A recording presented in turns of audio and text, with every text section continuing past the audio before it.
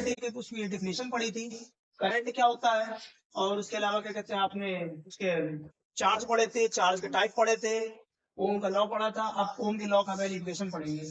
तो देखिए ओम के लॉ का वेरिफिकेशन, तो पहले आप समझिए कि ओम का लॉ क्या होता है। देखिए पिछली बार ओम के लॉ में आपको ये बताया, ओम के नियम में आपको बताया गया था कि अगर जैसे कोई भी कंडक्टर होता है, अगर कंडक्टर की फिजिकल प्रॉपर्टी या फिजिकल फीचर्स ना चेंज किए जाए, जैसे कि उसका लेंथ हो गया, उसका एरिया सेक्शन हो गया, ये सभी अगर चेंज ना किए जाए, तो उसका जो क्या कहते हैं, तो उसमें जो टर्मिनल में जो वोल्टेज लगता है, उसके टर्मिनल पर वोल्टेज लगता है, और उसमें आपका करंट फ्लो होती है, उस कंडक्टर में करंट फ्लो होती है, उनका रेशियो क्या होता है, उनका कांस्टेंट रेशियो होता है। इस कांस्टेंट रेशियो को हम लोग क्या बोलते हैं, यहाँ पर रेजिस्टेंस बोलते हैं। और हिंदी में क्या था कि जब किसी भी चालक की भौतिक अवस्था में जैसे लंबाई और उसके क्या कहते हैं क्षेत्रफल, उसके तापमान, इनमें अगर परिवर्तन नहीं होता है, तो उस चालक के सिरों पर लगने वाला विभवांतर और उसमें धारा, उसमें बहने वाली धारा, इन दोनों का अनुपात एक नियत होता है। इस नियत अनुपात को हम लोग प्रतिरोध बोलते हैं, जो कि आर से नियत करते हैं इसको। तो अब इसके सत्यापन की बात करें, तो ओम के नियम का सत्यापन, जैसे कि आप एक इसके लिए एक सर्किट बनाएंगे, जैसे मान के चलते हैं सर्किट बनाएंगे ऐसे करके। ये आपका रेजिस्टेंस है सर्किट में, ये आपकी बैटरी है, ये आपका यहाँ पर की है, और इसकी को ऐसे ऐड कर देंगे, यह रेजिस्टेंस है। ये बैटरी कुछ भी, यहाँ पर कोई भी वोल्टेज की बैटरी हो सकती है, यहाँ पर कोई करंट फ्लो होगी।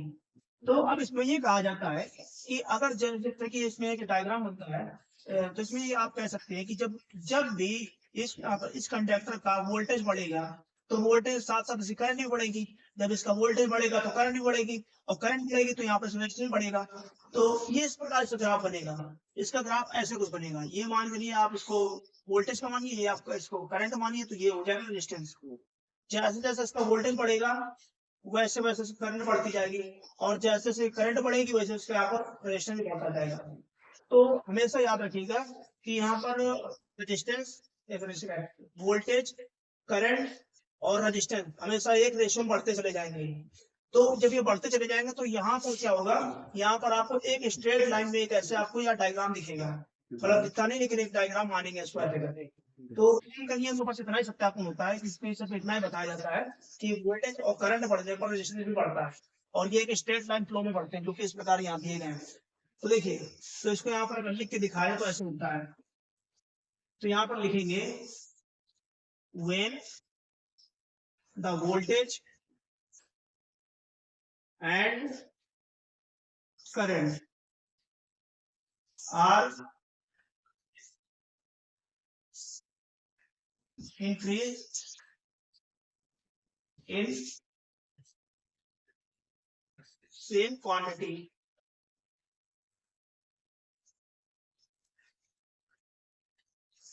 or weight,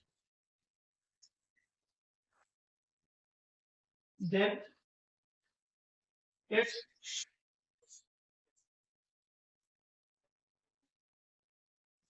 resistance will also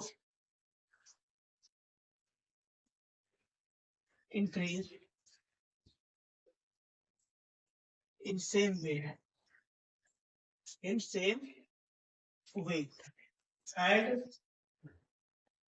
one straight line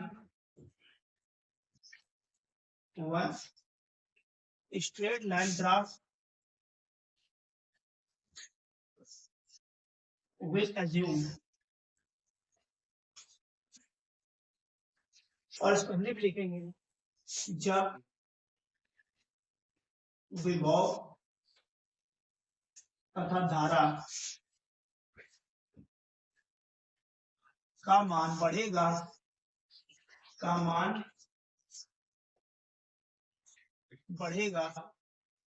तब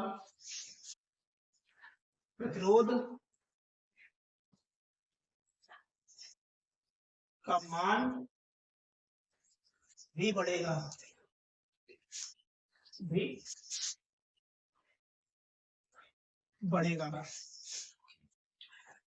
उसी प्रकार बढ़ेगा। तथा ऐसे लिखेंगे, तथा एक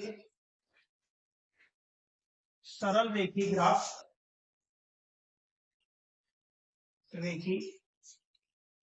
ग्राफ द्वारा प्रदर्शित किया जाएगा, प्रदर्शित किया जाएगा।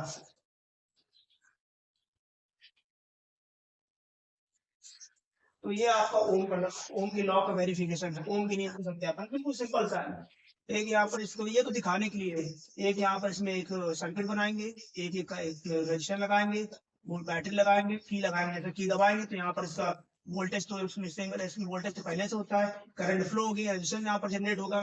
तो उसके बाद क्या होगा, जैसे आपको वोल्टेज बढ़ाएंगे करंट भी बढ़ेगी, और वोल्टेज और करंट बढ़ेगी तो रजिस्टेंस यहाँ पर चेंज होता जाएगा। तो जितना आप ये वोल्टेज और करंट में चेंजमेंट लाएंगे उतना रजिस्टेंस भी यहाँ बढ़ेगा, उतना प्रतिरोध भी बढ़ता जाएगा।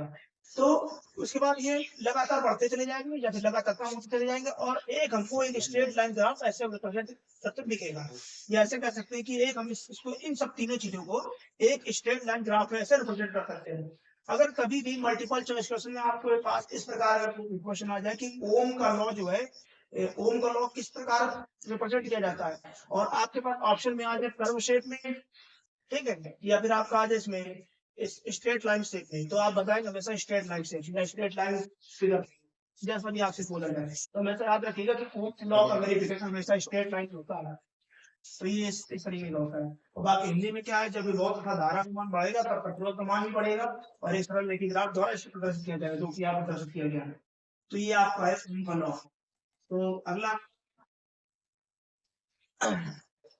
रेजिस्टेंस यानी प्रतिरोध। तो रेजिस्टेंस क्या होता है, देखिए इसको सिंपल मालूम समझिए, किताब में क्या लिखा उससे फर्क नहीं पड़ता है, सिर्फ वो पता होना चाहिए रेजिस्टेंस होता क्या है। रेजिस्टेंस जो होता है, आप ऐसे कह सकते हो, ये एक ऐसी प्रॉपर्टी है, एक ऐसी चीज होती है जो कि करंट के फ्लो को रोकती है। मतलब जैसे हमने देखा होगा कि हमारे जो घरों में जो मीटर वगैरह होते हैं, तो उसमें हर चीज में रेजिस्टेंस लगा होता है। अगर मीटर में अगर रेजिस्टेंस नहीं लगा होगा तो वहां पर आप करंट नहीं रोक सकते। फॉर एग्जाम्पल जैसे पंखा होता है, फैन होता है पंखा, तो पंखे में आपने देखा होगा कि पंखे की जब लोग बटन बंद करते हैं तो पंखा बंद हो जाता है, और जैसे बटन उसका ऑन करते हैं तो पंखा चालू हो जाता है। तो ये रेजिस्टेंस की वजह से होता है। मतलब अगर पंखे का बटन जो जैसे ऑन करते हैं तो उसका रेजिस्टेंस हट जाता है तो करंट फ्लो नहीं लगती है, और जैसे ही पंखे का बटन ऑफ कर देते हैं तो वहां पर रेजिस्टेंस एक्टिवेट हो जाता है, तो करंट को वहीं रोक देता है। जबकि हमारे मीटर में तो करंट आती रहती है, और पंखा चलना और बंद होना मतलब कि पॉसिबल है, क्योंकि पंखा बंद होता है पंखा चलता है वो रेजिस्टेंस के इफेक्ट की वजह से। अगर रेजिस्टेंस का इफेक्ट अगर कम हो जाएगा या फिर रेजिस्टेंस अगर बंद हो जाएगा तो पंखा चलने लगेगा, और अगर क्या कहते हैं अगर रेजिस्टेंस एक्टिवेट हो जाएगा तो पंखा बंद हो जाएगा। तो ये आप इसका समझिए। तो मतलब रेजिस्टेंस करता क्या है कि रेजिस्टेंस जो होता है ये करंट के फ्लो को रोकता है। तो इसको हम लोग ऐसे लिख सकते हैं, it is the property of conductor, it is the property of conductor which break the flow of current, which break the flow of current in a conductor। और हिंदी में अगर इसको लिखेंगे, हिंदी में ऐसा होगा, किसी चालक का वह गुण, किसी चालक का वह गुण जिसके कारण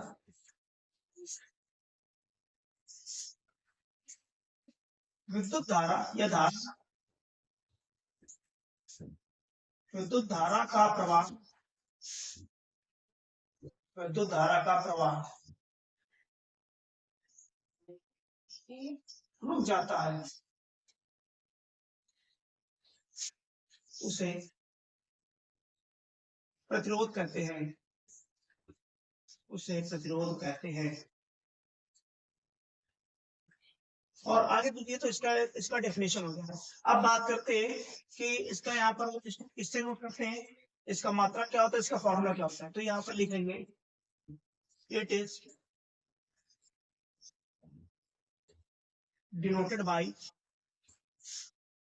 capital R, it is denoted by capital R, और हिंदी में लिखेंगे इसे कैपिटल आर से प्रदर्शित करते हैं, इसे कैपिटल आर से प्रदर्शित करते हैं। तीसरा पॉइंट इसमें आता है, इसका मात्रा क्या होता है, इसका यूनिट क्या होता है। तो लिखेंगे इट्स यूनिट इच ओम, इट्स यूनिट इच ओम। हिंदी में लिखेंगे इसका मात्रक ओम होता है, इसका मात्रक ओम होता है, इसका मात्रक ओम होता है। अब बात करते हैं इसका फॉर्मूला। तो देखिए इसके फॉर्मूले की अगर बात की जाए तो इसका फॉर्मूला होता है, अभी आप लोगों ने पढ़ा था, R is equal to V upon I, R is equal to V upon I, ये बात आप याद रखेंगे। और इसका तो इंग्लिश में चाहे तो उसको वोल्ट प्रति एम्पीयर भी इसको लिख सकते हैं, इसका अकाउंट हो सकता है वोल्ट पर एम्पीयर, और इसमें भी यहाँ पे लिख सकते हैं वोल्ट प्रति एम्पीयर।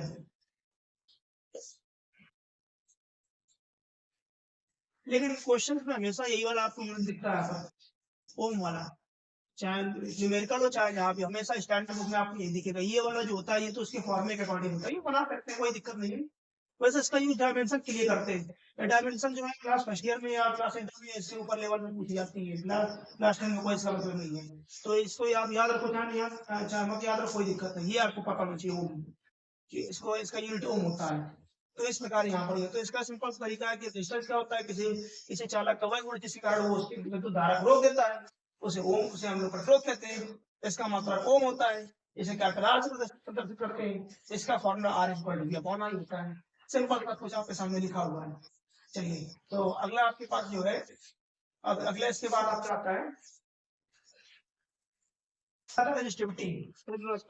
देखिए इसको फॉर्मूले के अकॉर्डिंग डिफाइन किया जाएगा, वो is equal to R A upon L, कुछ नहीं, बस सिंपल था, जो आपको दिख रहा है वैसे इसको लिखना है। इसमें हम लोग ऐसे कह सकते हैं कि अगर जैसे मान लीजिए कोई कंडक्टर है, तो कंडक्टर का अगर रेजिस्टेंस यहाँ 1 ओम माने, और इसका क्रॉस सेक्शन एरिया भी 1 ओम माने, और इसकी लेंथ भी 1 ओम हो जाए,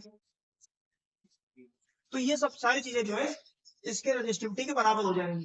तो इसमें सिर्फ ऐसे कहेंगे कि जब भी किसी कंडक्टर का हम लोग यहाँ पर क्रॉस सेक्शन एरिया और इसका लेंथ अगर इक्वल, यहाँ पर इसका 1 कर दिया जाए, क्रॉस सेक्शन एरिया यानी कि ए और इसका लेंथ इक्वल कर दिया जाए, तो इसका रेजिस्टेंस जो है वो रेजिस्टिविटी के बराबर हो जाता है, शुरू के इक्वल होता है। तो इसको सिंपल ऐसे लिखना है, तो इसमें लिखेंगे if the cross section area, cross section area and length is unit or 1, then its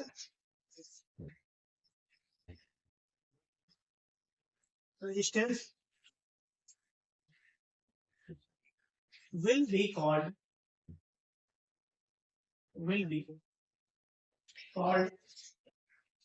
resistivity or specific resistance, specific resistance। अगर इसको हिंदी में लिखा है तो ऐसे लिखेंगे, यदि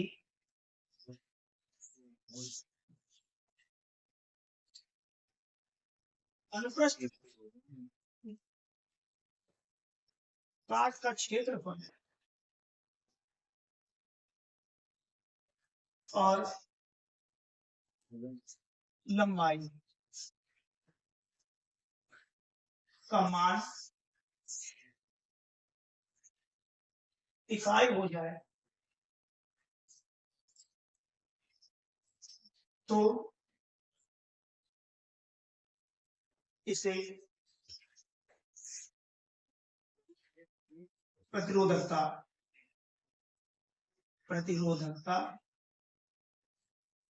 तथा ये प्रतिरोधकता या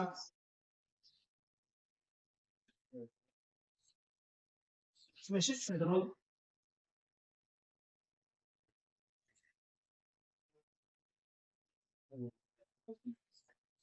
कहलाता है। तो ये इसके डेफिनेशन हो गई। आगे इसके बाद करते हैं इससे रो से इसको रो से प्रेजेंट करते हैं, लिखेंगे इट इज डिनोटेड बाय रो, रो कैसे भी लिखेंगे, इट इज डिनोटेड बाय रो, और इसको हिंदी में लिखेंगे इसे रो से प्रदर्शित करते हैं। और बाकी इसका फॉर्मूला जो आपको सामने लिखा हुआ है, फॉर्मूला इसका सेम है। फॉर्मूला क्या हो जाए, rho is equal to R A upon L, rho is equal to R A upon L, ये इसका फॉर्मूला होता है। तो इसके रेजिस्टिविटी के बारे में अभी फिलहाल ये 2-3 पॉइंट है। और इसको और इसके यहाँ पे इसका यूनिट क्या होता है, कौन सी यूनिट, इसका यूनिट यानी कि मात्रा क्या होता है, इसका यूनिट होता है ओम मीटर, इसका यूनिट हो जाएगा ओम मीटर, ओम मीटर इसका यहाँ पर यूनिट हो जाएगा। तो रेजिस्टिविटी से ये 3 पॉइंट आपके सामने है। अब अगला जो आपको ये बताया जाएगा, अगले पॉइंट में रहेगा कि जो हमारा रेजिस्टेंस होता है ये किन किन चीजों पर डिपेंड करता है। तो देखिए किन चीजों पर डिपेंड करेगा। अगला आपके पास पॉइंट है कि factor on which resistance is depend, कि जो प्रतिरोध होता है वो किन चीजों पर डिपेंड करता है, मतलब कि प्रतिरोध की वैल्यू किससे घटती है किससे बढ़ती है। तो डिपेंड होने का ये मतलब होता है। एक बात आप याद रखिए कि पहला पॉइंट तो इसमें है कि जो आपका रेजिस्टेंस जो होता है, ठीक है, वो आपके लेंथ के प्रोपोर्शनल होता है। मतलब जैसे कि कोई वायर कंडक्टर, कोई कंडक्टर वायर, जैसे कोई वायर है, इस वायर की लेंथ मान लीजिए स्मॉल एल है, तो इस पर जो रेजिस्टेंस लगेगा वो इसकी लेंथ क्या हो जाएगा, ये डायरेक्टली प्रोपोर्शनल हो जाएगा, या सीधे उसको बोलते हैं सीधे अनुपाती हो जाएगा। इसका मतलब ये कि जितनी आप लेंथ बढ़ाएंगे इसका प्रतिरोध उतना बढ़ेगा, जितनी लंबाई बढ़ाएंगे उतना प्रतिरोध बढ़ेगा। और इसीलिए आपने ये देखा होगा कि जितने लंबे वायर होते हैं, जो भी आपके लंबे वायर होते हैं, ठीक है, तो उनमें क्या होता है, उनमें करंट को ज्यादा अच्छे से रोका जा सकता है, क्योंकि उनमें उसमें आपका क्या होता है, उनमें आपका रेजिस्टेंस ज्यादा स्ट्रॉन्ग होता है। तो पहला पॉइंट तो ये हो गया। और दूसरा पॉइंट यहाँ पर ये है कि जो रेजिस्टेंस जो होता है, ठीक है, वो क्रॉस सेक्शन एरिया के डायरेक्टली, क्रॉस सेक्शन एरिया के इनवर्सली प्रोपोर्शनल होता है, या फिर कह सकते हैं व्युत्क्रमानुपाती होता है। प्रतिरोध जो होता है वो तार के क्षेत्रफल के व्युत्क्रमानुपाती होता है। मतलब कि जितना ज्यादा जो है इसमें, जितना ज्यादा इसका एरिया स्ट्रॉन्ग रहेगा, जितना ज्यादा इसका एरिया ज्यादा रहेगा, उतना यहाँ पर इसका रेजिस्टेंस कम रहेगा। तो जैसे आपने देखा होगा, जैसे मान लो एक मोटा आदमी एक पतला आदमी है, अगर दोनों को सेम करंट लगाया जाए तो पतला आदमी जल्दी मरेगा, मोटा आदमी लेट मरेगा। ये इसके एरिया की वजह से होता है। अब ऐसा क्यों होता है, क्योंकि देखिए, तो इसमें होता है यहाँ पर ये कि इनमें यहाँ पर रेजिस्टेंस का खेल होता है। तो देखिए रेजिस्टेंस आपको जैसे है इसके अनुक्रमानुपाती, मतलब कि जैसे जितना मोटा आदमी जो है उसका क्षेत्रफल ज्यादा होता है, तो उसमें क्या होगा, उसमें रेजिस्टेंस का वीक होगा, तो उसमें करंट ज्यादा तेज फ्लो होगा, ठीक है, तो उसमें करंट फ्लो होगा। और अगर आप ऐसे कह सकते हो कि जो पतला आदमी होगा उसमें क्या होगा, उसमें जितना ज्यादा लंबा होगा उसमें उसका रेजिस्टेंस स्ट्रॉन्ग रहेगा। तो जिसमें जितना ज्यादा स्ट्रॉन्ग रहेगा तो उसमें क्या कहते हैं, उसमें वो जल्दी मरने के उसे चांसेस आएंगे।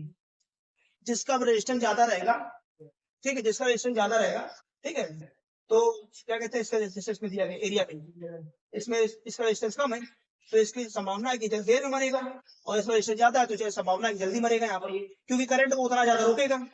और हमारी और होता यहाँ पर ये है कि जैसे किसी की बॉडी में करंट लगता है तो उसकी बॉडी में क्या होता है, अगर किसी की बॉडी में अगर प्लस चार्ज होता है तो क्या कहते हैं, जमीन द्वारा माइनस चार्ज उसको मिल जाता है, और अगर माइनस चार्ज होता है तो फिर तब भी उसको किसी न किसी माध्यम से प्लस चार्ज मिल जाता है। तो मान के चलिए कि अगर किसी इंसान के अंदर प्लस चार्ज होता है तो उसकी बॉडी में क्या होगा, माइनस चार्ज उसको मिलेगा। तो होता है यहाँ पर ये कि जितनी देर तक करंट वो रोकेगा उसकी बॉडी में उतना ही करंट उसको डैमेज करेगा, ठीक है।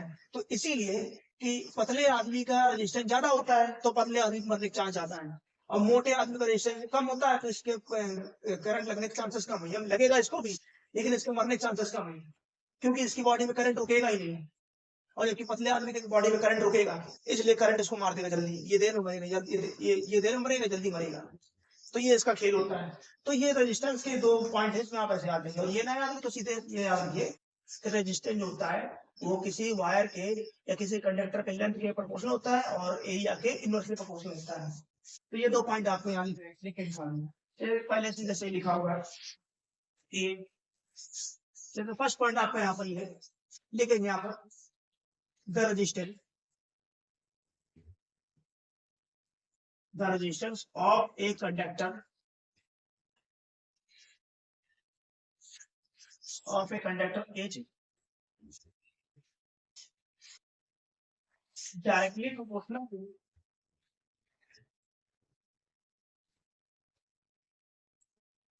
is directly proportional to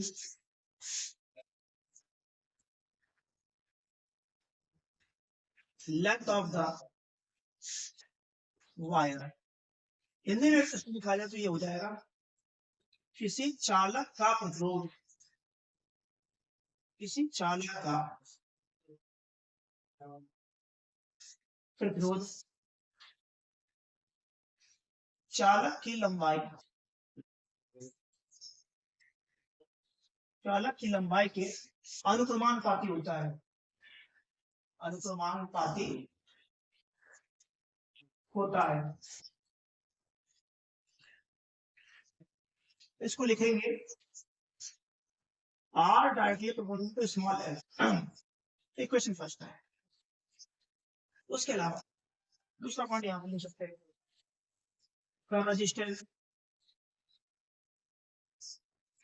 the resistance of a conductor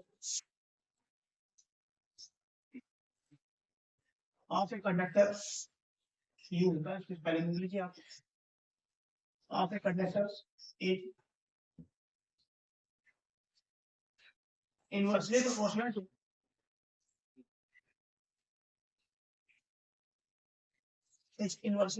to the area to the area। और इसको हिंदी में लिखेंगे किसी चालक का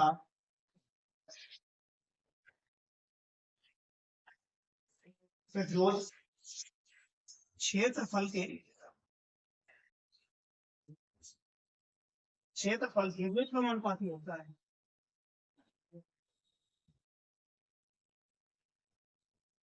व्युत्क्रमानुपाती होता है।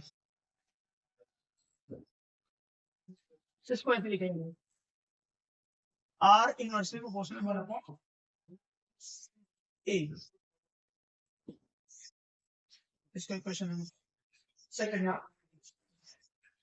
तो ये दो बातें यहाँ हो जाएंगी और एक इससे इन दोनों से पॉइंट ये बनता है कि इसको ऐसे कर सकते हैं। देखिए इक्वेशन 1 और सेकंड से एक यहाँ पर पॉइंट बनेगा L inversely proportional to 1/A।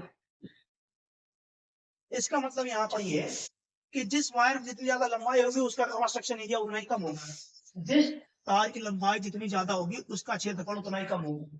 या फिर ऐसा कह सकते हैं कि जितना ज्यादा उसका क्षेत्रफल ज्यादा होगा उतनी तार की लंबाई कम होगी। इसीलिए आप लोगों ने देखा होगा कि जो मोटे तार जो होते हैं वो कम लंबे होते हैं और पतले तार ज्यादा लंबे होते हैं। वो पतले तार इसलिए लंबे होते हैं क्योंकि ये रेजिस्टिविटी रेजिस्टेंस के उससे करते हैं। ठीक है, तो जितने पतले तार होंगे वो क्या करेंगे, वो क्या कहते हैं, पतले तार लंबे होते हैं और यहाँ पर मोटे तार कम लंबे होते हैं। ये इसका यहाँ पर गेम है। तो ये आपके तो ये चीजें थी कि factor on which resistance depend, किन चीजों पर प्रतिरोध निर्भर करता है। चलिए अगला आपके पास पॉइंट आता है सीरीज कॉम्बिनेशन, श्रेणी क्रम। तो सीरीज कॉम्बिनेशन देखिए, पहले से आप डायग्राम समझिए।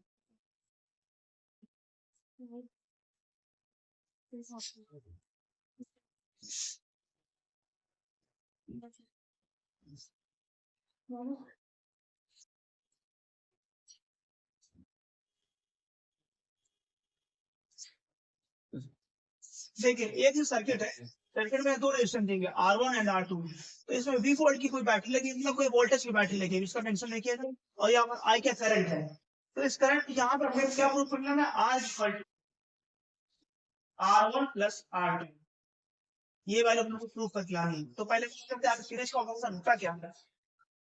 देखिए सीरीज कॉम्बिनेशन, श्रेणी क्रम एक ऐसा कॉम्बिनेशन, रेजिस्टेंस में एक ऐसा कॉम्बिनेशन जिसमें पहले रेजिस्टेंस का दूसरा टर्मिनल है, पहले रेजिस्टेंस R1 का दूसरा टर्मिनल और दूसरा रेजिस्टेंस का पहला टर्मिनल, दोनों आपस में एक सेम वायर से बंधे होते हैं। या ऐसे कह सकते हैं में कि पहले प्रतिरोध का दूसरा सिरा और दूसरे प्रतिरोध का पहला सिरा आपस में जुड़े होते हैं, तो आपस में एक तरह जुड़े होते हैं, तो इस क्रम को हम लोग बोलते हैं श्रेणी क्रम, सीरीज कॉम्बिनेशन। तो इसमें यहाँ पर लिखेंगे हम लोग, ठीक है, इसको ऐसे लिख सकते हैं, when the first when the second terminal when the second terminal of the first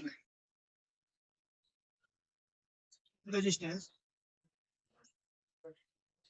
and the second and the लिखेंगे first terminal of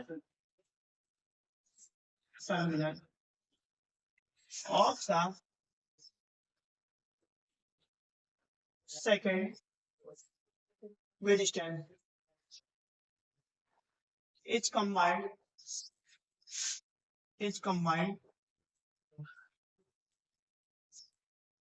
in a way that is called series combination. That is called series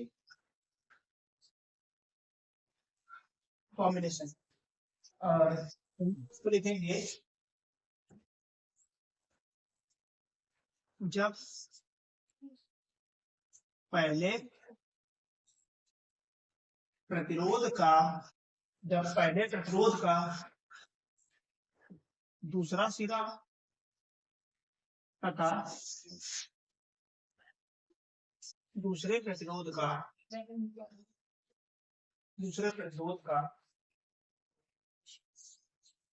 पहला सिरा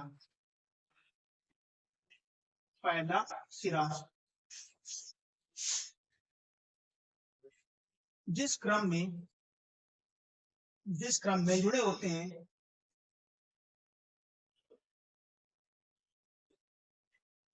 उसे श्रेणी क्रम कहते हैं, उसे श्रेणी क्रम कहते हैं। तो ये तो हो श्रेणी क्रम यानी कि सीरीज कॉम्बिनेशन डिफिनेशन। अब आपको इसमें बताएंगे कि सीरीज कॉम्बिनेशन में आखिर फॉर्मूला कैसे आता है। तो चलिए देखिए सीरीज कॉम्बिनेशन का फॉर्मूला। देखिए आप लोगों को पता है कि ओम के लॉ से R = V/R। एक इसमें पॉइंट होता है कि आपको लिखाएंगे भी कि सीरीज कॉम्बिनेशन लिखा होता है करंट सेम होती है और वोल्टेज का डिफरेंट होता है।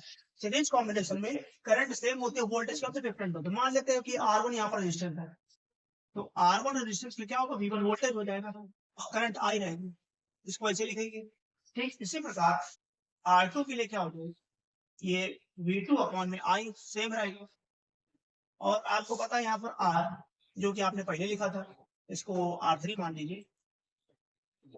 अब ऐड कर देंगे R1 R2 R3, तो लिखेंगे add first equation plus second equation plus third equation.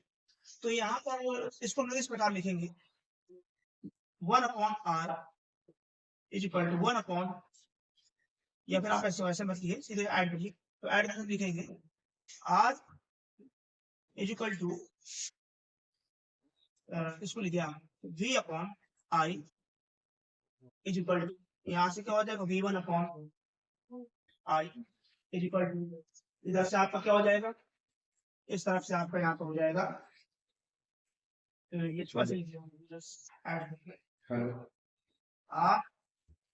Plus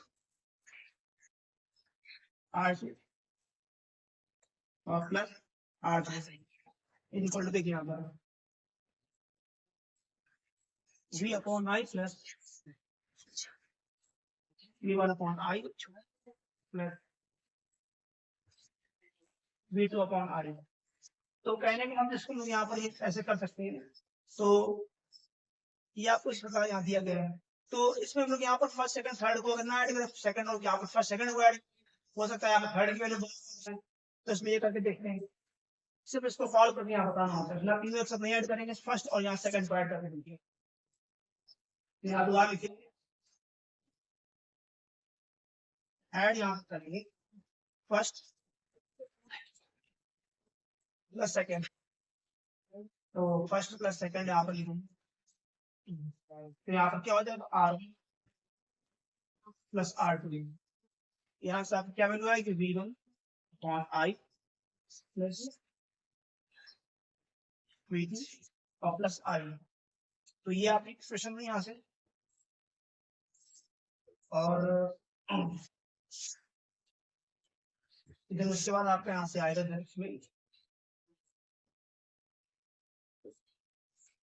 R equal to V upon I। तो करंट सेम है, आप वोल्टेज सबके लिए डिफरेंस, यहाँ पर V1 होगी, इसके लिए ये V रहेगा। तो और V2 अपॉन I। तो इसमें यहाँ पर वोल्टेज डिफरेंट है, काम नहीं यहाँ पर अभी फर्स्ट सेकंड थर्ड ना मानिए, इसको वोल्टेज के अकॉर्डिंग लिखिए, इसको ऐसे लिख सकते हैं V equal to V1 plus V2 plus V3।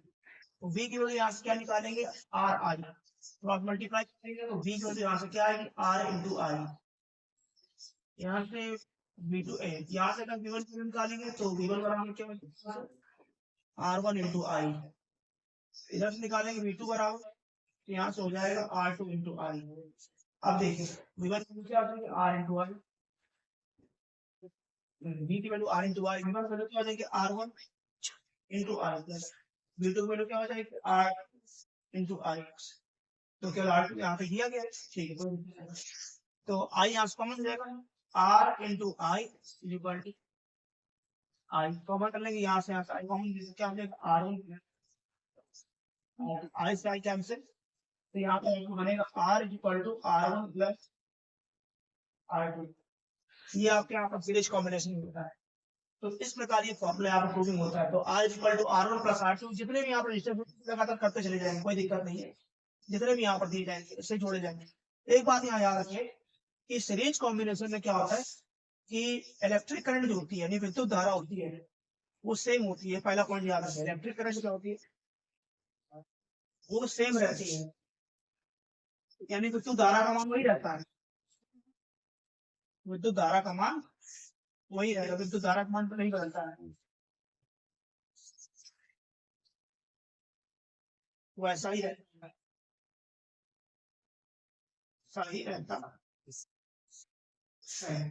तो दूसरा आपका क्या है कि इसमें करंट के इसमें वोल्टेज केवल बदल जाता है, इसमें वोल्टेज जो है वोल्टेज की वैल्यू बदलती है, तो ये वैल्यू क्या चेंज होती है, वोल्टेज डिफरेंट होता है, ऐसे इधर वोल्टेज डिफरेंट होता है।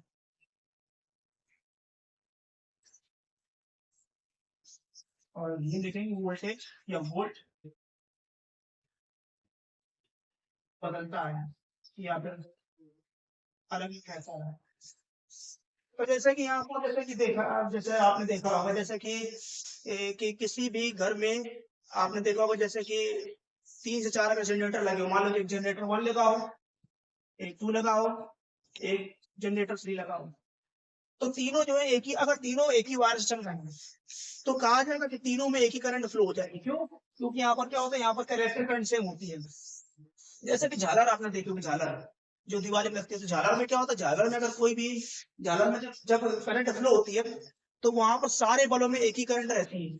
अगर क्या कहते हैं कि अगर यहाँ पर आप मान लीजिए कि झालर को इस प्रकार बनाया जाता है कि जो करंट जो झालर के सभी बल्ब जो होते हैं एक ही वायर से जुड़े रहते हैं, अगर उनमें क्या कहते हैं करंट अगर डिफरेंट डिफरेंट हो जाए तो झालर कभी जलेगी नहीं और झालर की सभी चीजें बेकार हो सकती है, झालर बेकार हो जाएगी। इसीलिए जब झालर में क्या होता है उसमें एक ही प्रकार की करंट रहती है, 220 वोल्टेज एम्पियर की रहती है, 220 वोल्टेज की रहती है, तो वही करंट जो होता है उसमें फ्लो होती है, इसीलिए सारे यहाँ पर बल्ब जलते हैं। और एक आप सीरीज कॉम्बिनेशन की एक और खास बात होती है कि अगर बीच से कहीं वायर डैमेज हो जाता है तो हर एक चीज जलना बंद हो जाएगी। इसीलिए झालर बीच से कहीं अगर टूट जाती है तो कहीं से फिर पूरी खराब हो जाएगी, फिर कहीं से वो इसका एक बल्ब नहीं जलेगा। क्यों? क्योंकि वो सीरीज कॉम्बिनेशन जुड़ी होती है। तो ये आप याद रखिएगा। तो सीरीज कॉम्बिनेशन अगर वायर डैमेज हो गया तो पूरा यहाँ पर पूरा सर्किट खराब हो जाएगा, फिर एक भी बल्ब नहीं जलेगा। इसलिए दिवाली की झालरें अगर बीच से टूट जाती है तो पूरी झालर खराब हो जाती है, फिर एक बल्ब नहीं चलेगा। ये तो इसका हो गया सीरीज कॉम्बिनेशन का। अब इसके बाद अब आपका एक और कॉम्बिनेशन आता है पैरेलल कॉम्बिनेशन। तो अब आपका आगे आता है पैरेलल कॉम्बिनेशन। तो आज की क्लास में तो इतना ही रहेगा, और नेक्स्ट क्लास में आपको जो इसका सारा बेसिक खत्म हो जाएगा, कुछ न्यूमेरिकल से काम किया जाए। तो आज के लिए सिर्फ इतना रहेगा, और बाकी आपने उसको रिवाइज करिए, बार बार पढ़िए। Thank you.